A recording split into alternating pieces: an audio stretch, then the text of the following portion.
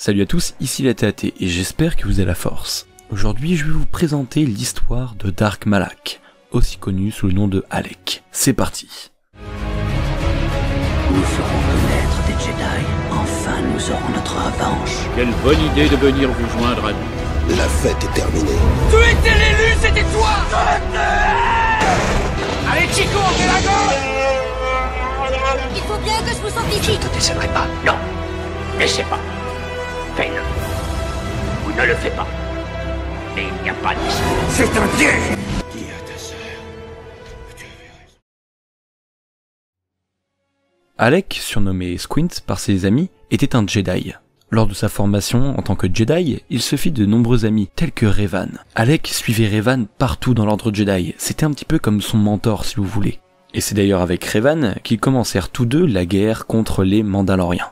Parce que, pour ceux qui ne le savent pas, à cette même période, la guerre mandalorienne fut lancée par Mandalore l'Ultime. Et malgré le non-consentement du Conseil, ils ont réussi à repousser l'attaque de Mandalore l'Ultime, avec leur propre armée nommée les Revanchistes, évidemment en référence à Revan. Leur victoire face aux Mandaloriens leur permit aussi d'être très populaires au sein de la galaxie. Mais suite à la fin de la guerre mandalorienne, Revan et Malak ont disparu. En réalité, Malak et Revan ont rencontré sur une planète de la bordure extérieure l'empereur Sith, Vitiate. Celui-ci les a corrompus au côté obscur. Ainsi, Revan devient Dark Revan et choisit de faire de Malak son apprenti, qui devint d'ailleurs Dark Malak. Une fois devenu Sith, ils partirent aussitôt à la recherche de la Forge Stellaire, un vaisseau Rakata qui permettait de conquérir des planètes tout entières en fondant une armée de l'infini. Plus tard, ils referont leur apparition, mais cette fois-ci, évidemment, avec l'armée de la Forge. Cependant, leur retour était cinglant, et souhaitait désormais prendre le contrôle de la galaxie, ce qui déclencha la guerre civile des Jedi.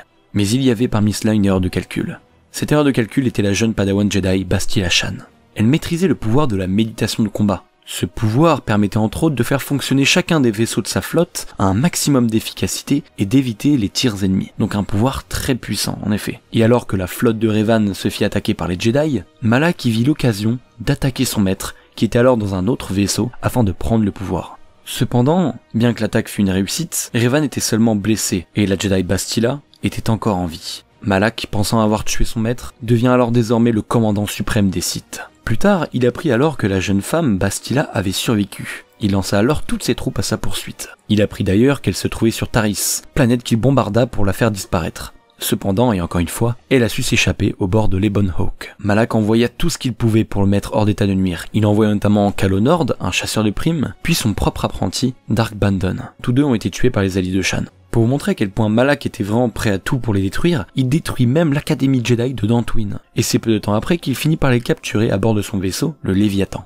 Et sur place, à sa grande surprise, il découvre en réalité que Revan était encore en vie. Et que c'était lui qui aidait Bastila aussi depuis le début. Cependant, Revan n'était plus le même, il n'avait plus sa mémoire. Elle a été effacée. Mais il n'avait pas perdu pour autant ses pouvoirs. Mais Bastila, par amour et refusant de perdre Revan, se sacrifia pour qu'il puisse fuir. Ainsi, Revan s'enfuya à bord de l'Ebon Hawk avec ses amis. Un duel alors entra entre Bastila et Malak, et c'est évidemment le Sith qui prit le dessus. Mais il ne la tua pas pour autant, il la garda. Il savait qu'elle avait un pouvoir très puissant, et qu'il pourrait l'utiliser à ses fins. Il l'emmena notamment sur Rakata Prime, où il la tortura. Finalement, Bastila se soumet, et sombre au côté obscur de la Force. Elle devient donc l'apprentie de Malak. Par la suite, Revan venait de retrouver la trace de la Forge Stellaire, ce qui était très important puisque grâce à cela, il pouvait retrouver la trace de Malak, qui, je vous le rappelle, était sur la Forge Stellaire. Ainsi, il envoyait les coordonnées à la République, afin qu'il soit épaulé de ses alliés. La bataille de la Forge Stellaire débuta donc. Bastila, qui se trouvait aussi sur la Forge, utilisa sa méditation de combat en premier lieu pour les Sith. Mais Revan finit par la retrouver dans la Forge, et l'affronte. Mais lors du duel, il parvint à la ramener vers le bon côté de la Force, et utilisa de nouveau donc son pouvoir, la méditation de combat, mais en faveur de la République. Ainsi, le commandant Fort Dodonna arrivait à prendre le dessus sur les vaisseaux ennemis. Et enfin, Revan retrouva son ancien apprenti Malak.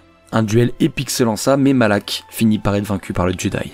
La menace était maintenant hors d'état de nuire. Avant de terminer cette vidéo, je vais juste vous rapporter une petite information concernant la mâchoire que possède Malak. En fait, celle-ci provient d'un entraînement qu'il aurait eu avec son maître, Revan donc, à l'époque où il était un Sith. Et alors que Malak tenta de reprendre le pouvoir sur son maître, eh bien dans un excès de colère, Revan lui trancha la mâchoire. Voilà, tout simplement. Et c'est la raison pour laquelle on le voit maintenant avec une espèce de mâchoire en acier. Voilà, c'était la petite information bonus. J'espère les amis que cette vidéo vous aura plu sur Dark Malak. Un peu plus courte que les autres évidemment. Ce n'est pas un personnage qui a une histoire très longue, mais quoi qu'il en soit, elle reste très intéressante. Merci à tous de m'avoir écouté. Si elle vous a plu comme toujours, pensez au pouce bleu de l'espace, à rejoindre la force en vous abonnant, à nous suivre sur Twitter, vous connaissez la chanson, ainsi que sur notre Discord. Sur ce, je vous laisse et je vous dis à très vite. Que la force soit avec vous. Toujours.